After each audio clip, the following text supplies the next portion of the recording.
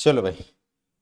तो देखो अपन ने उससे पिछली क्लास के अंदर अपन ने बात करी थी गोल्जी बॉडी की, फिर लाइसोसोम की अपन ने बात करी, ऑटोफेजी और हेट्रोफेजी की बात करी थी। तो अब अपन इसके अंदर ये देख लेते हैं वैक्यूल के बारे में। ठीक है, तो वैक्यूल के बारे में जब अपन देखते हैं तो वैक्यूल का फॉर्मेशन, अगर अपन ये बात करें वैक्यूल क्या है, क्या चीज, साइटोप्लाज्म में पाए जाने वाला एक तरीके का एक सिंगल मेम्ब्रेन ऑर्गेनल। तो ये जो वैक्यूल जो होता है, अगर अपन ये बात करते हैं कि वैक्यूल की,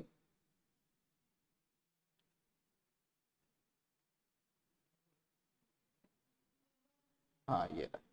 ठीक है, वैक्यूल की जब अपन बात करते हैं तो ये आपके सबसे पहली बात ये है कि प्लांट के अंदर प्रेजेंट होता है।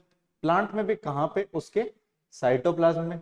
और साइटोप्लाज्म के अंदर उस अपन को दिखाई देता है एक मेम्ब्रेन बाउंडेड स्पेस दिखाई देता है, जिसको अपन क्या बोलते हैं, वैक्यूल बोलते हैं। ठीक है, अब मेजोरिटी ऑफ प्लांट के पास में ये वैक्यूल प्रेजेंट है। लेकिन जब अपन ये बात करते हैं कि एनिमल सेल के पास में क्या होता है, ये एब्सेंट होता है। अगर मान लो किसी एनिमल सेल के पास में प्रेजेंट है तो उसका साइज कैसा होगा, स्मॉल। तो स्मॉल साइज का होता है। तो अगर मान लो सवाल आ जाता है, देखो कभी कभार क्या होता है, क्वेश्चन ये पूछा जाता है, ज्यादातर तो एनसीईआरटी के बेस पे क्वेश्चन आता है। लेकिन क्वेश्चन में अगर मान लो कि उसको टफ बनाना है तो वो ये भी बोल देगा कि भाई यार कि मतलब क्या है कि सभी के सभी प्लांट सेल के पास में, ऑल मतलब जितने भी प्लांट सेल है उसके पास में वैक्यूल प्रेजेंट होता है। लेकिन ऐसा नहीं है, मेरिस्मेटिक सेल के पास में नहीं होता। ठीक है ना, वो बोलते कि जितनी भी अपने पास में प्लांट और एनिमल सेल होते हैं, यानी एनिमल सेल होती है, उनके पास में वैक्यूल नहीं होता। तो ये भी स्टेटमेंट अगर देखा जाए ब्रॉड एस्पेक्ट से ये भी गलत है। क्यों? क्योंकि हमने ये देख चुके हैं कि भाई किसी किसी एनिमल सेल के अंदर वैक्यूल पाया जाता है, लेकिन स्मॉल साइज का होता है। तो हो भी सकता है और नहीं भी। लेकिन अगर ये बोले कि वैक्यूल प्रेजेंट होगा ही होगा, तो किसमें होगा, अपने पास में परमानेंट सेल। तो मेरिस्टेमेटिक सेल जो इनिशियल सेल जो होती है, जब प्लांट का क्या होता है, स्टार्टिंग फेज होता है, तो उस समय पे शूट टिप जो होता है और रूट टिप जो होता है, वहां पे जो सेल्स पाई जाती है, जो इनिशियली जिसके अंदर डिवीजन की कैपेसिटी ज्यादा होती है, उस सेल को अपन क्या बोलते हैं, मेरिस्टेमेटिक सेल। तो इसके अंदर क्या होता है, ये एब्सेंट होता है। और प्रेजेंट है तो कैसा होगा, स्मॉल साइज के अंदर होगा। दूसरी चीज अगर अपन बात करते हैं तो परमानेंट सेल के अंदर क्या होता है, ये वैक्यूल प्रेजेंट होता है। और प्रेजेंट होगा तो इसका साइज कितना होगा, बहुत लार्ज होगा। लार्ज कितना, 90% से ज्यादा नहीं होना चाहिए। क्यों नहीं होना चाहिए 90% ज्यादा, क्योंकि बाकी ऑर्गेनल को जगह नहीं मिलेगी। तो वैक्यूल क्या कर सकता है, करीब करीब 90% तक स्पेस कवर कर सकता है, उसके बाद में नहीं करना चाहिए इसको, या फिर नहीं करता है। ठीक। तो वैक्यूल की अगर अपन ये बात करते हैं तो वैक्यूल के अंदर हम, 2 मिनट रुकना, इसकी फोटो कहाँ गई वैक्यूल वाली।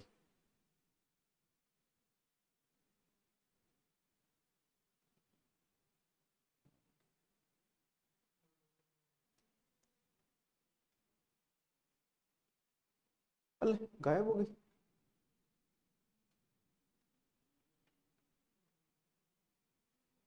अच्छा, चलो वापस से बना लेते हैं फोटो तो। चलो भाई, तो कल अपन ने वैक्यूल के अंदर, जैसे वैक्यूल की जब अपन बात करते हैं,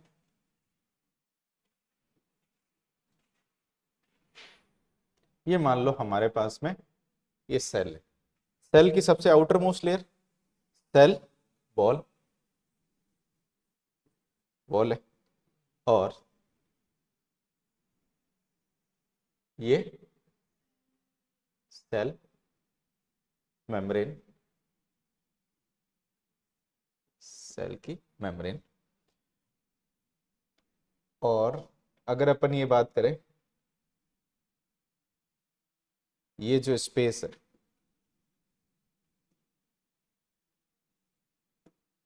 ठीक है, तो ये जो स्पेस होता है, इस स्पेस को क्या बोलते हैं, कल अपन ने पढ़ा था क्या, जो सेल मेम्ब्रेन और सेल वॉल के बीच में जो स्पेस होता है, जैसे कि अगर अपन ये बात करें, क्या बोलते हैं, पेरीप्लाज्मिक स्पेस बोल सकते हैं।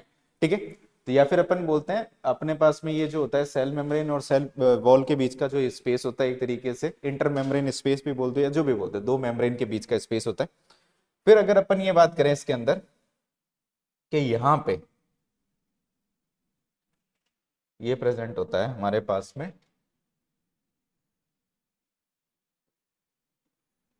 ये है, इसको मान लो वैक्यूल।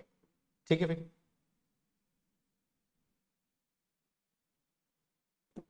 ये है वैक्यूल। अब इस वैक्यूल की अगर अपन बात करते हैं तो ये वैक्यूल की क्या है, मेम्ब्रेन,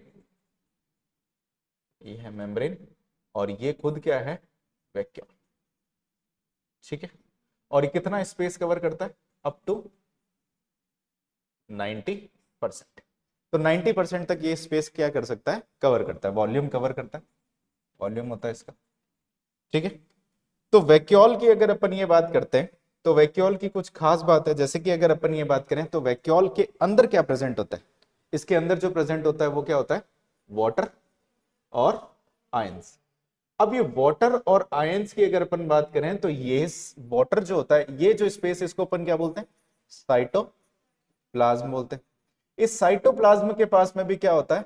वाटर प्रेजेंट होता है और साथ में आयंस भी होते हैं। तो वाटर और आयंस यहाँ पे प्रेजेंट है और यहाँ पे भी प्रेजेंट है, तो दोनों तरफ वाटर और आयंस प्रेजेंट रहते हैं। तो यहाँ पे ये वैक्यूल जो होता है, ज्यादातर इसके अंदर क्या चीज प्रेजेंट रहती है? वाटर। अब ये वाटर और यहाँ पे आयन प्रेजेंट होने की वजह से इसका जो अपन बात करते हैं, इसका फंक्शन जो होता है, ये क्या करता है? Osmotic balance. ये करता है ऑस्मोटिक बैलेंस। ऑस्मोटिक बैलेंस का मतलब क्या होता है? ऑस्मोटिक प्रेशर को क्या करेगा? मेंटेन करने का काम करेगा। इसकी सरफेस पे क्या होते हैं? कुछ पंप प्रेजेंट होते हैं, ये मान लो ऐसे पंप, जिससे ये वाटर और आयन क्या करते हैं? मूव करते हैं। तो ये यहां पे जो मूव होता है वो कैसे होता है? एक्टिव ट्रांसपोर्ट होता है। ठीक है, एक्टिव ट्रांसपोर्ट होता है। तो एक्टिव ट्रांसपोर्ट के थ्रू क्या होता है कि यहाँ पे वाटर और आयन क्या करते हैं? मूव करते हैं। अब मूव कैसे करते हैं? तो बाहर की तरफ जो वाटर और आयन की कंसंट्रेशन क्या होती है? लो, और यहाँ पे क्या होती है? हाई। तो अपन ने यहाँ पे एक्टिव ट्रांसपोर्ट, या फिर अपन क्या बोल रहे हैं? एक्टिव ट्रांसपोर्ट क्यों बोल रहे हैं? क्योंकि लो कंसंट्रेशन से हाई कंसंट्रेशन की तरफ ट्रांसफर करेंगे। फिर अगर अपन ये बात करें कि यहाँ पे वाटर और आयंस के साथ साथ में इसके पास में क्या होता है? ये क्या करता है? स्टोर करता है एक्सक्रीटरी मटेरियल को भी। अब एक्सक्रीटरी मटेरियल क्यों स्टोर करता है? क्योंकि प्लांट सेल के पास में क्या होता है कि हम ये बात करें तो प्लांट सेल जो होती है उसके पास में कोई एक्सक्रीटरी सिस्टम नहीं होता। ठीक है, यहां पे एक्सक्रीटरी सिस्टम जो होता है वो होता है एब्सेंट। ठीक है, तो एक्सक्रीटरी मटेरियल को भी स्टोर करता है, यानी प्लांट जो भी एक्सक्रीटरी मटेरियल बनाएगा उसको क्या करेगा? इसके अंदर स्टोर करेगा। दूसरी चीज अगर अपन बात करते हैं कि इसके अंदर स्टोर की जाती है, फिर इसके अंदर रखी जाती है वो प्रोडक्ट या फिर वो मटेरियल जो प्लांट के यूजफुल नहीं है। ठीक है, तो हम ये बात करते हैं और क्या रखे जाते हैं? प्रोडक्ट या फिर material not useful for plant. ऐसे मटेरियल जो प्लांट के लिए यूजफुल नहीं होते, उस मटेरियल को क्या बोलते हैं अपन?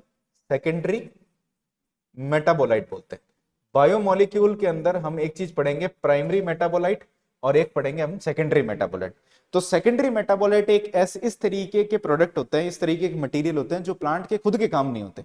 वो क्या करते हैं? जो भी आपके ह्यूमन वेलफेयर है या फिर अपन जो अपने लिए काम के हैं, जैसे कि अगर अपन सिंपल सी बात करते हैं कि प्लांट जो होता है वो आपने देखा होगा, उससे हमारे को मिलता है गम, मिलता है। वो गम नहीं मिलता, ठीक है ना? हमारे को क्या मिलता है? गम मिलता है। अब उस गम का प्लांट क्या करेगा? चिपकाने का काम करेगा। भाई मेरी टहनी टूट गई, ठीक है ना, चिपका लेते, पत्ते गिर गए उसको चिपका लेते, ऐसा तो करेगा नहीं। तो उसका काम क्या होगा? वो बेसिकली उसके लिए खुद के कुछ काम का है नहीं इस तरीके से, लेकिन ह्यूमंस के लिए बहुत काम का होता है। उससे वो पेपर चिपकाने के लिए बहुत सारी चीजों को क्या करता है? यूज करता है। दूसरी अगर अपन ये बात करें, एक केमिकल उसमें से ऑब्टेन्ड होता है जिसको अपन क्या बोलते हैं? मॉर्फिन। अब मॉर्फिन से क्या होता है? दवाइयां भी बनती है और अपन उसको अलग तरीके से भी इस्तेमाल कर सकते हैं। ठीक है, दूसरी चीज होती है कि एक ड्रग मिलती है जिसको अपन बोलते हैं विनब्लास्टिन। विनब्लास्टिन जो होती है एंटी कैंसरस ड्रग है। अब एंटी कैंसरस ड्रग है तो ह्यूमन के लिए बहुत इफेक्टिव है। एक होता है कुरकुमिन। कुरकुमिन जो होता है, जैसे अपन जो हल्दी खाते हैं, हल्दी अपन कंज्यूम करते हैं, उस हल्दी के अंदर, टर्मरिक के अंदर भी क्या होता है? कुरकुमिन होता है, जो कि आपने देखा होगा अपनी बॉडी के अंदर बहुत ज्यादा इफेक्ट, एंटीसेप्टिक होता है, फिर एंटीबैक्टीरियल होता है, बहुत अच्छा काम करता है। तो वो प्लांट क्या करता है? प्लांट के इस वैक्यूल के अंदर प्रेजेंट होता है। ठीक है, तो ये प्रोडक्ट जो होते हैं जो कि इसके लिए यूजफुल नहीं है, उसको अपन क्या बोलते हैं? सेकेंडरी मेटाबोलाइट बोलते हैं। तो सेकेंडरी मेटाबोलाइट को भी क्या करता है? यहाँ पे स्टोर करके रखता है।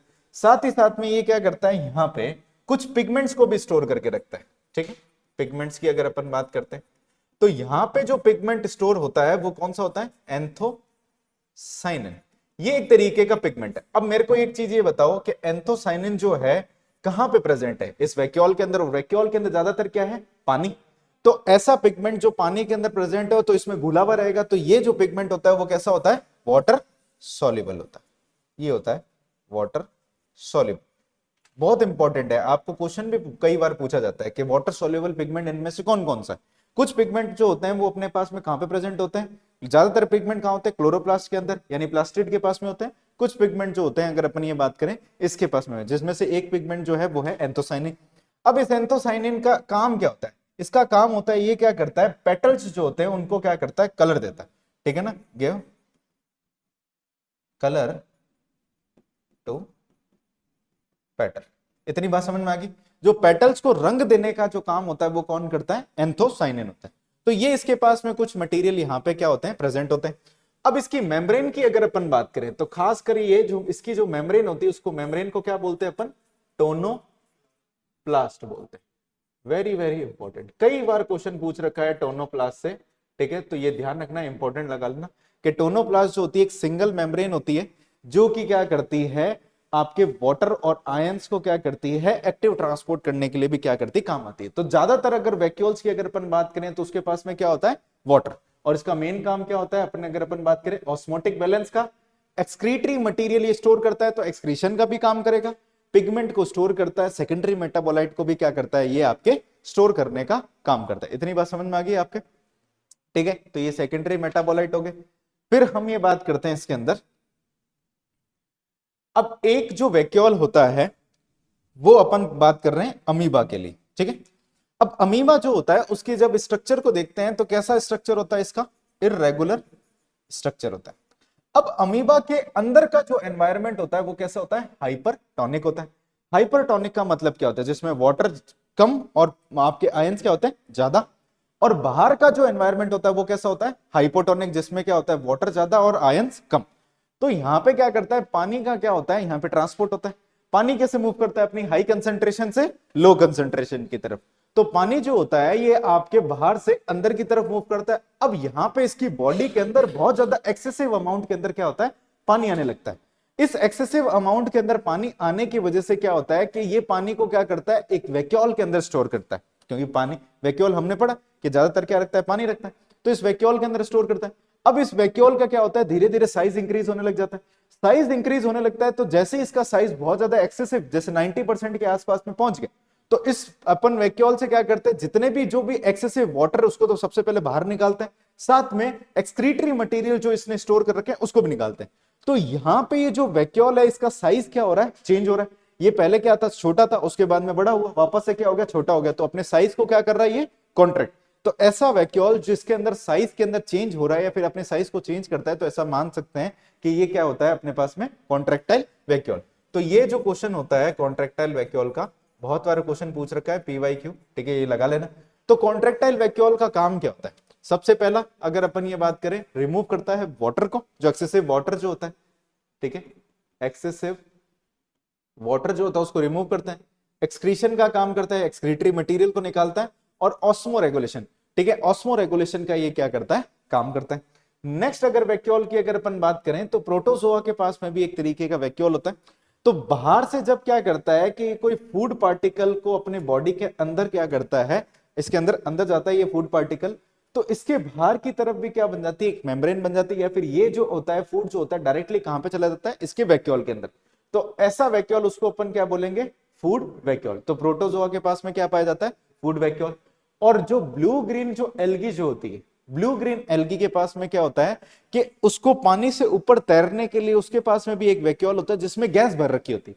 तो ऐसा वैक्यूल जो क्या करता है, जिसके अंदर गैस भरी हुई होती है, उसको अपन क्या बोलते हैं, गैस वैक्यूल, जिसका काम क्या होता है, बॉयंसी का काम होता है। तो ये सब चीजें जो होती है अपन वैक्यूल के बारे में लिख रखी है, जो आपको एनसीईआरटी के अंदर तो बहुत छोटा लिख रखा है, तो अब आप ध्यान रखना है इसके अंदर। इतनी बात समझ में आ गई। चलो अब अपन चलते हैं इसके अंदर आगे, नेक्स्ट जो है, ठीक है, थोड़ा बहुत अपन बात करते हैं माइटोकॉन्ड्रिया के लिए, ठीक है। तो हेडिंग लगाओ,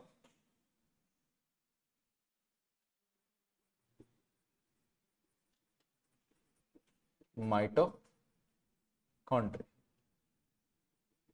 चलो माइटोकॉन्ड्रिया के लिए अपन बात करते हैं। अच्छा मेरे को ये बताओ कि जो अभी तक अपन ने ऑर्गेनल पढ़े, सिंगल मेम्ब्रेन है या डबल मेम्ब्रेन है, सिंगल।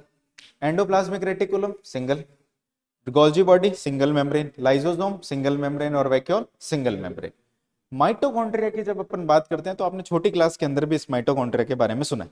माइटोकॉन्ड्रिया जो होता है एक डबल मेम्ब्रेन बाउंडेड स्ट्रक्चर।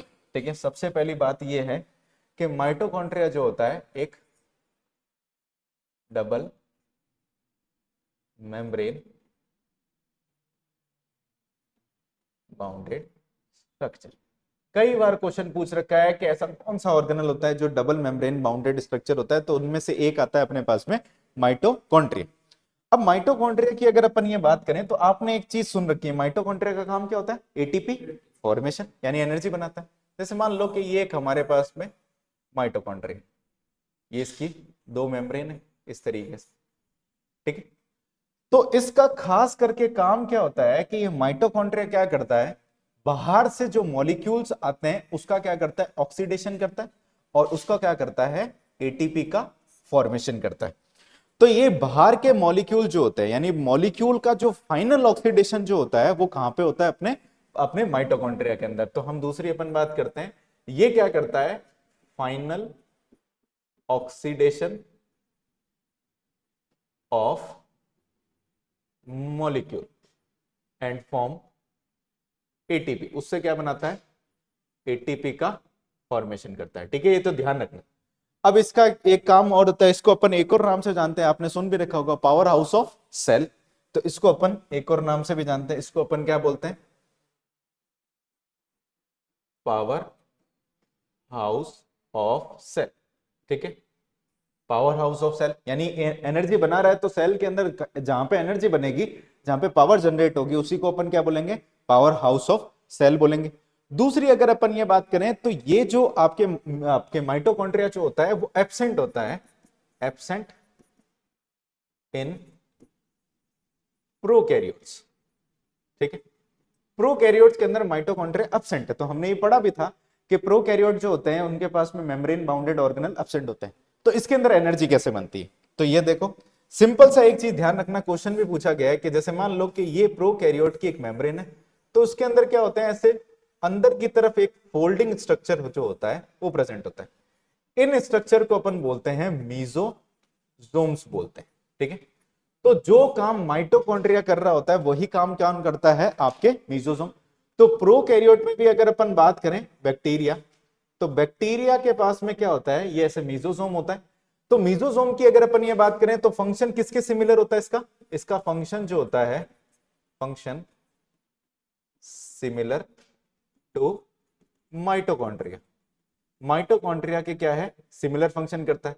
तो ऐसा ऑर्गन जो कि सिमिलर फंक्शन करे लेकिन स्ट्रक्चर में अलग हो, उसको अपन क्या बोलते हैं? Analogous organ. तो अपन ने ये बात करी थी कि जो अपने पास में ये मीजोजोम जो होता है, मीजोजोम किसके एनालॉगस होता है? Mesosome is analogous to mitochondria. इतनी बात समझ में आ गई? एक अपन ने ये भी पढ़ा था, लाइजोसोम पढ़ा था। लाइजोसोम किसके एनालॉगस होता है? Periplasmic space. तो पेरीप्लाज्मिक स्पेस जो होता है उसके पास में क्या होता है? उसके अंदर वो क्या करता है? लाइजोसोम का काम करता है, यानी डाइजेशन का काम करता है। वैसे ही अपन ने क्या पढ़ा? मीजोजोम के बारे में बात करी। मीजोजोम समझ में आ गया आपको? दूसरी चीज अगर अपन ये बात करें, इसको एक और नाम से भी जानते हैं, इसको अपन सेलुलर बैटरी भी बोलते हैं। सेलुलर बैटरी बोलते हैं। अब जैसे मान लो कि अपने फोन के पास में भी बैटरी होती, ठीक है, अब उस बैटरी को निकाल दो। जैसे ही बैटरी को निकाला तो हुआ क्या? वो फोन बंद। तो सेल के अंदर से भी इस बैटरी को निकाल दो, या बैटरी काम नहीं करे तो ये सेल भी क्या हो जाएगी? खत्म। या फिर अपन ये बात करें काम नहीं करेगी, तो कुल मिलाकर के सेल को चलाने के लिए जो एनर्जी मिलेगी वो कहां से मिलेगी? इसके अंदर मिलेगी। इसको अपन एक और नाम से भी जानते हैं, इसको अपन क्या बोलते हैं? सेल विद इन सेल बोलते हैं। सेल विद इन सेल बोलते हैं। सेल विद इन सेल का मतलब क्या होता है? जैसे मान लो कि ये जो है एक सेल, एग्जाम्पल की बात करते हैं, एक सेल है। इस सेल की अगर अपन ये बात करें तो इस सेल के पास में एनर्जी बनाने के लिए एक ऑर्गेनल प्रेजेंट है, ये इस तरीके से, जो कि क्या है? माइटोकॉन्ड्रिया। ठीक है, तो ये खुद क्या है? एक यूकैरियोटिक सेल। तो यूकैरियोटिक सेल के अंदर आगे अपन ये सीखेंगे कि जो ये माइटोकॉन्ड्रिया है ये खुद एक तरीके का प्रोकैरियोट है। ठीक है ना, प्रोकैरियोटिक फीचर रखता है, प्रोकैरियोटिक सेल जैसे काम करता है। तो ये जो है अपन ये बात करते हैं कि ये खुद एक तरीके का प्रोकैरियोट है। तो हम ये बोलते हैं कि एक सेल के अंदर दूसरी सेल, इस कारण से हमने क्या बोला इसको अपन, सेल विद इन सेल। तो यूकैरियोट के अंदर एक प्रोकैरियोटिक फीचर वाला एक ऑर्गेनल है, या फिर और जो ऑर्गन है जिसको अपन क्या बोलते हैं, सेल विद इन सेल। दूसरी अगर अपन ये बात करें, इसको अपन एक और नाम से भी जानते हैं, इसको अपन क्या बोलते हैं, semi autonomous organelle, semi autonomous organelle. इसको अपन आगे समझेंगे, जब अपन इसके फंक्शन पढ़ेंगे तो वहां पे अपन को अच्छी तरीके से समझ में आ जाएगा। तो अभी याद रख लेना कि इसको अपन सेमी ऑटोनॉमस बोलते हैं। दूसरा, इसको अपन एक और नाम से भी जानते हैं, एंडोसिम्बायोन्ट्स भी अपन बोलते हैं, एंडोसिम्बायोन्ट्स। ठीक है, इसको भी याद रख लेना जब अपन आगे पढ़ेंगे इसको। तो इसका एक और नाम होता है, इसको अपन बोलते हैं मोस्ट बिजी सेल ऑर्गेनल। सबसे ज्यादा ये बिजी सेल ऑर्गेनल जो है वो क्या है, माइटोकॉन्ड्रिया। ठीक है, तो सबसे ज्यादा बिजी सेल ऑर्गेनल कौन है, माइटोकॉन्ड्रिया। क्योंकि कुछ सेल जो होती है जिसको कंटिन्यूअसली एनर्जी चाहिए, और कुछ सेल जो होती है उसको कंटिन्यूअसली एनर्जी नहीं चाहिए रहती। अगर इसके अपन नंबर की अगर अपन बात करें, तो नंबर जो होता है इसका वेरी करता है। ठीक है ना, वेरी करता है। वेरी किस पे करता है, सेल की फिजियोलॉजिकल एक्टिविटी पे। सेल की फिजियोलॉजिकल एक्टिविटी की जैसे कि अपन बात करते हैं, मान लो कि एक अपनी स्किन की सेल है, एक अपनी हार्ट सेल है। किसके अंदर माइटोकॉन्ड्रिया ज्यादा होगा, हार्ट सेल के अंदर। जैसे मान लो कि एक और सेल की बात करें, एक अपनी स्किन की सेल है और एक अपने स्केलेटल मसल की सेल है या मसल की सेल है, उस किसके अंदर माइटोकॉन्ड्रिया ज्यादा होगा, मसल के अंदर। तो जो जितना ज्यादा काम करेगा उसको उतनी एनर्जी चाहिए, तो उसमें माइटोकॉन्ड्रिया का नंबर भी क्या होगा, ज्यादा होगा। तो आपके एनसीईआरटी में लिख रखा है इसका नंबर वेरी करता है और डिपेंड करता है सेल की फिजियोलॉजिकल एक्टिविटी पे, क्या करता है, ये डिपेंड करता है। तो अगर अपन इसके डिपेंडेंसी की अगर अपन बात करें तो ये डिपेंड करता है, depend upon cellular activity of, या फिर फिजियोलॉजिकल एक्टिविटी ऑफ सेल।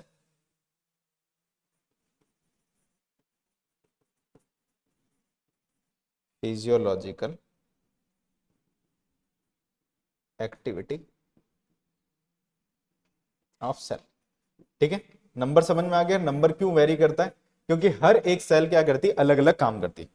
इसमें ही एक चीज ये रहता है कि जो अपने पास में प्लांट सेल होती है उनमें कम होता है माइटोकॉन्ड्रिया का नंबर, एनिमल में ज्यादा होता है। अब प्लांट सेल जहां पे अगर अपन ये बात करें, प्लांट जहां जिस जगह पे रहे वहीं रहता है, चलता फिरता तो है नहीं। कैसे मान लो कि आज मान लो बाढ़ आ रही है, भागो, ठीक है ना, ऐसा तो करेगा नहीं। तो एनिमल्स का काम क्या होता है, चलते फिरते रहते हैं, ठीक है ना, घुमक्कड़ जैसे होते हैं। तो ज्यादा एनर्जी की, ज्यादा माइटोकॉन्ड्रिया की जरूरत किसको है, उसको जरूरत है, प्लांट को कम होती।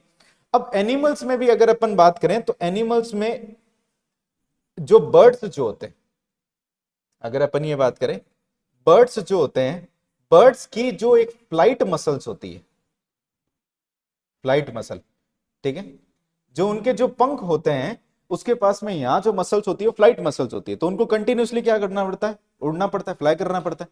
तो उस जगह पे क्या होता है, मैक्सिमम माइटोकॉन्ड्रिया क्या होते हैं, ज्यादा होते हैं। ठीक है ना, तो बर्ड्स के अंदर फ्लाइट मसल के अंदर मैक्सिमम माइटोकॉन्ड्रिया होता है, सबसे हाईएस्ट माइटोकॉन्ड्रिया होता है। ठीक है, ये चीज ध्यान रखना। तो बर्ड्स की जो फ्लाइट मसल्स होती है उसके अंदर सबसे ज्यादा माइटोकॉन्ड्रिया होते हैं। इतनी बात समझ में आ गई। अब इसके अंदर अगर अपन ये बात करें, इसकी शेप की बात कर लेते हैं लास्ट, बाकी अपन करेंगे। ठीक है, शेप की अगर अपन बात करें तो इसका सिलेंड्रिकल शेप होता है। ठीक है, सिलेंड्रिकल, जो बेलन की तरह है, फिर अपन ये बात कर सकते हैं कि बेलन आकार होता है। दूसरा अगर अपन ये बात करें, इसका सॉसेज शेप होता है। सॉसेज शेप का मतलब होता है क्रीम रोल की तरह। ठीक है ना, क्रीम रोल जो होता है उसी तरीके का क्या होता है, ये आपके शेप होता है। तो जो आपके सॉसेज शेप होता है और ये सिलेंड्रिकल शेप होता है, तो ये दोनों शेप ध्यान रखना कि इसकी शेप जो होती है आपके, एक तो सिलेंड्रिकल भी हो सकती है और सॉसेज शेप भी हो सकती है।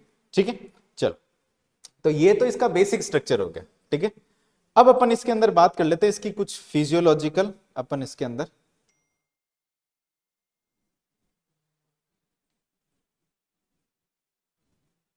चलो।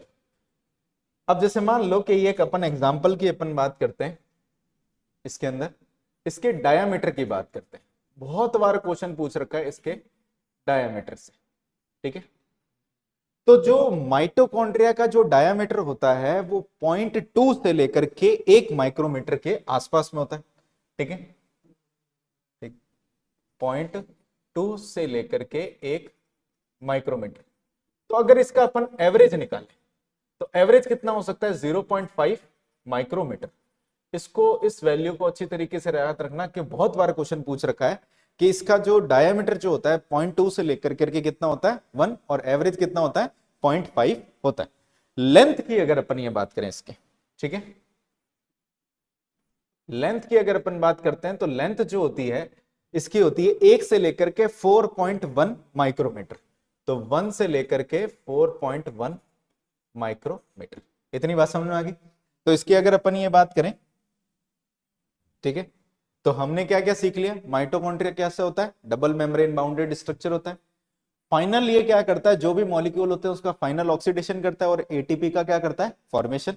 एटीपी का फॉर्मेशन कर रहा है तो आपके जो बॉडी के अंदर एनर्जी जो होती है एटीपी की फॉर्म में होती है। तो जहां पे एटीपी बन रहा है इसलिए इसको अपन क्या बोलते हैं, पावर हाउस ऑफ सेल।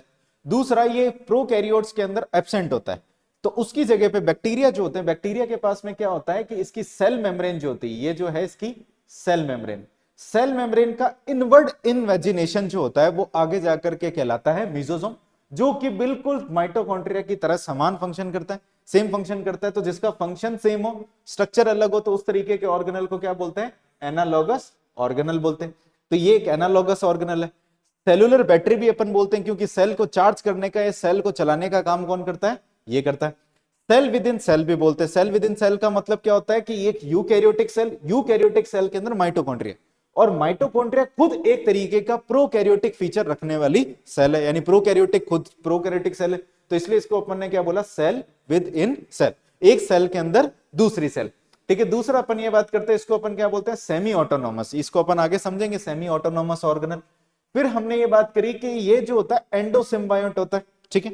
और सबसे बिजीएस्ट ऑर्गेनल जो होता है वो आपके माइटोकॉन्ड्रिया होता है, सबसे बिजी होता है, यानी बहुत ज्यादा काम करता है। तो अगर अपन ये बात करते हैं सबसे बिजी की अगर अपन बात करें तो माइटोकॉन्ड्रिया का कभी संडे नहीं आता, और अगर इसका संडे आ गया तो हमारा कभी मंडे नहीं आएगा, ठीक है ना, मत समझ गए, यानी ये छुट्टी नहीं रख सकता। कुल मिलाकर के अगर इसकी छुट्टी होगी तो हमारी छुट्टी हो जाएगी। तो इसको क्या करना होता है कि हमेशा काम करना पड़ता है। और अगर मान लो कि इसके अंदर मान लो कि ये पुराना हो गया, बुढ़ापा आ गया, तो इस बैटरी को हटा करके दूसरी बैटरी लगानी पड़ेगी, और उसका काम कौन करेगा, अगर अपन ये बात करें हटाने का काम कौन करेगा, लाइसोसोम, ठीक है ना, लाइसोसोम को ठेका दे रखा है। उसके बाद में बनाने का काम कौन करेगा, ये पुराना वाला सेल, यानी हमने एक पढ़ा था शुरुआत में कि प्री एग्जिस्टिंग सेल ही क्या बनाती है, न्यू सेल बनाती है। तो जब ये मान लो कि इसके अंदर डिवीजन होगा तो उसके अंदर ये क्या होगा, पुरानी सेल इसको डिवाइड करेगी, ठीक है ना। तो इतनी बात समझ में आ गई होगी आपको। सबसे बिजी है, यानी इसका कभी अपन ये बोलते हैं संडे नहीं आता, इसका हमेशा क्या रहता है, हम एक दिन, हर दिन क्या होता है इसका, आपके वर्किंग डे होता है। इसके अंदर वो कॉर्पोरेट लाइफ नहीं चल रही, कॉर्पोरेट मतलब समझ गए ना, 5 दिन काम करना है 2 दिन छुट्टी। तो इसका ऐसा नहीं है, ये छुट्टी मान ले तो हमारी छुट्टी हो जाएगी, मांगता है छुट्टी जब अपने का समय आ जाता है, ठीक है। इसका नंबर क्या करता है, वेरी करता है। नंबर वेरी का मतलब ये होता है कि जिस सेल की फिजियोलॉजिकल एक्टिविटी जो ज्यादा काम करेगा उसके पास में क्या होगा, ज्यादा माइटोकॉन्ड्रिया प्रेजेंट होगा। और दूसरी चीज अगर अपन ये बात करें, प्लांट से ज्यादा किसके पास में प्रेजेंट होता है, एनिमल। ऐसा क्यों, प्लांट तो चलेगा नहीं, प्लांट अपनी जगह पे खड़ा रहता है, ठीक है ना, छाएं देता है, बहुत सारी चीजें। तो प्लांट के पास में अगर देख अपन बात करें तो उसके पास में क्लोरोप्लास्ट का नंबर ज्यादा होगा। क्यों ज्यादा होगा, क्योंकि उसका काम ही फोटोसिंथेसिस करने का। माइटोकॉन्ड्रिया उसके पास में होगा लेकिन उसके अंदर एनर्जी जितनी जरूरत है उतनी। लेकिन एनिमल्स की अगर अपन बात करें तो ऐसे गोते खाते रहते हैं, यानी घूमते फिरते रहते हैं, तो उनको एनर्जी की ज्यादा जरूरत है। एनिमल्स में भी अगर अपन बात करें तो पक्षी, पक्षियों का काम क्या होता है, उड़ने का काम होता है, तो उनको ज्यादा एनर्जी की जरूरत है। अब जैसे अपन इकोलॉजी पढ़ेंगे, ठीक है ना, एक साइबेरियन अगर आपने मतलब पढ़ा होगा, साइबेरियन क्रेन पढ़ा होगा, या फिर जो आपने, तो बहुत सारे ऐसे जो गिद्ध वगैरह जो होते हैं, जो आपके क्या होते हैं, जो आपके जो बर्ड्स होते हैं वो क्या करते हैं, माइग्रेटरी बर्ड्स बोलते हैं जिसको अपन। तो वो एक जगह से दूसरी जगह पे माइग्रेट कर करके आते हैं, तो उनको इतना लंबा सफर तय करने के लिए एनर्जी की तो जरूरत पड़ेगी। तो एनर्जी की जरूरत पड़ती है, तो उनके अंदर ये जो माइटोकॉन्ड्रिया है उनको एनर्जी देने का भी क्या करता है, काम करता है। लेकिन ऐसा आपने 2 चीज सुनी होगी, जैसे एक होता है मैराथन रेसर और एक होता है स्प्रिंट रेसर। मैराथन रेसर क्या करते हैं, एकदम मतलब धीरे धीरे पेस के अंदर भागते हैं और कंटिन्यू, उसके अंदर थकावट नहीं होती। और जो स्प्रिंट रेसर जो होते हैं उनके अंदर क्या होता है कि जो एकदम से पूरी एनर्जी को यूज करते हैं और एकदम से क्या होता है 100 मीटर 200 मीटर उसके बाद में थक जाते हैं। तो हर मसल का भी फर्क पड़ता है। जैसे आपको पढ़ाया जाएगा व्हाइट मसल और रेड मसल फाइबर, एक फास्ट मसल होगी एक स्लो मसल्स होगी। तो वो जब अपन मसल वाला चैप्टर पढ़ेंगे तो वहां पे भी अपन ये बात करेंगे माइटोकॉन्ड्रिया के बेसिस पे। इतनी बात समझ में आ गई आपको। चलो फिर हमने क्या बात करी कि इसका डायामीटर जो होता है वो कितना होता है, 0.2 से लेकर के 1 माइक्रोमीटर के आसपास में होता है। और यहां पे इसकी लेंथ जो होती है वो कितनी होती है, 1 से लेकर के 4 माइक्रोमीटर। अब एक सवाल ऐसे पूछा जाता है कि जैसे मान लो कि ये हमारे पास में एक सेल है, ठीक है, इस सेल के अंदर ये माइटोकॉन्ड्रिया है, ठीक है। अब इस माइटोकॉन्ड्रिया को अपन को देखना है, ठीक है। तो आप इसके अंदर माइक्रोस्कोप लगाओ और दिन भर ढूंढोगे तो भी नहीं दिखेगा ये, ठीक है ना, दिन भर ढूंढोगे तो भी नहीं दिखेगा। तो अगर आप सिर्फ और सिर्फ माइक्रोस्कोप की मदद से देखोगे तो ये बिल्कुल नहीं मिलेगा। इसके लिए अपन को क्या करना पड़ता है, स्टेनिंग करनी पड़ती है। स्टेनिंग का मतलब समझ गए, कलर देना पड़ता है। तो इसके लिए कभी कभार सवाल आता है कि जो माइटोकॉन्ड्रिया को स्टेन करने के लिए, ठीक है ना, अगर इसकी माइटोकॉन्ड्रिया की स्टेनिंग के लिए, कलर देने के लिए एक स्टेन होती है जिसको अपन बोलते हैं जेन्युस ग्रीन बी स्टेन होता है। जैसे ये स्टेन डालेंगे ये ऐसे बोलेगा सरप्राइज, ठीक है ना, क्या बोलेगा ये, सरप्राइज बोलेगा। तो बिना स्टेनिंग के तो माइक्रोस्कोप से देखने पर बिल्कुल नहीं दिखाई देगा। तो ऐसा सवाल भी पूछा जाता है कि आपसे ये पूछे कि विदाउट स्टेनिंग क्या आप माइक्रोस्कोप के अंदर माइटोकॉन्ड्रिया को देख सकते हो, नहीं देख सकते, ठीक है ना। जैसे ही आप स्टेन डालोगे इसके लिए एक स्पेसिफिक स्टेन भी होती है, ये जो इसकी स्टेन है इसकी स्पेसिफिक स्टेन है। यानी अगर अपन ये बात करें तो एक नोट लगा करके पॉइंट लिख लेना कि यहां पे विदाउट स्टेनिंग माइटोकॉन्ड्रिया, जो विदाउट स्टेनिंग जो माइटोकॉन्ड्रिया जो होता है वो आपको नॉट ऑब्जर्वेबल, ऑब्जर्वेबल, ठीक है भाई, इतनी बात समझ में आ गई। तो दो तीन चीजें हैं जो आपको माइटोकॉन्ड्रिया के एक बेसिक इंट्रोडक्शन में याद रखनी। पावर ऑफ सोशल ये तो बचपन में आपने पढ़ रखा है, ऐसा कोई बड़ी बात है नहीं, 10वीं क्लास में आपने पढ़ा। मेन चीज क्या है, स्टेनिंग। स्टेनिंग का मतलब ये होता है जब आप एनसीईआरटी पढ़ते हो या फिर कहीं पढ़ते हो, स्टेटमेंट आ गया बिना स्टेनिंग के माइटोकॉन्ड्रिया को देख नहीं सकते, या फिर आपको ऐसे बोल दिया कि आपने क्या करा कि एक माइक्रोस्कोप लगाया, माइक्रोस्कोप से आपने माइटोकॉन्ड्रिया को ढूंढ लिया, ऐसे झूठ बोल रहा है, ठीक है ना भाई, ऐसे थोड़ी होता, आतंकवादी है, ऐसे थोड़ी मिलेगा ये। तो इसके लिए अपन को क्या बनाना पड़ेगा, कुल मिलाकर के अगर अपन ये बात करें स्पेशल स्टेन डालो, ठीक है ना, ऐसे बम मारो, ठीक है ना, तब जाकर के ये दिखेगा। तो माइटोकॉन्ड्रिया को अगर सिंपल माइक्रोस्कोप से या माइक्रोस्कोप से ढूंढोगे तो पूरे दिन ढूंढो नहीं दिखेगा, ठीक है ना, क्योंकि इसने एक तरीके से ये इसके अंदर आपको स्टेनिंग करनी ही पड़ेगी। तो बिना स्टेनिंग के आपको माइटोकॉन्ड्रिया बिल्कुल नहीं दिखाई देगा। इतनी बात समझ में आ गई, ये इसकी स्टेनिंग होती है। अब जैसे कि हमने ये बात करी इसके पास में कितनी मेम्ब्रेन होती है, दो, एक आउटर मेम्ब्रेन और एक इनर मेम्ब्रेन। तो इसके अंदर कंपार्टमेंट भी होते हैं। जैसे कि अपन एक बेसिक सी बात करते हैं, तो एक यहां पे जो आपको दिखाई दे रहा है इसको अंदर वाले कंपार्टमेंट को अपन बोलते हैं मैट्रिक्स, बाहर क्या है, साइटोप्लाज्म है। और ये जो कंपार्टमेंट है इसको अपन बोलते हैं जो आपके ये इनर माइटोकॉन्ड्रियल स्पेस भी बोलते हैं, ठीक है ना, फिर peri mitochondrial, peri mitochondrial space बोलते हैं, ठीक है। ये कुछ इसके स्ट्रक्चर की बात है, इसके इंटरनल स्ट्रक्चर को अपन करते हैं कब, ठीक है भाई, इतनी बात समझ में आ गई आपको सबको।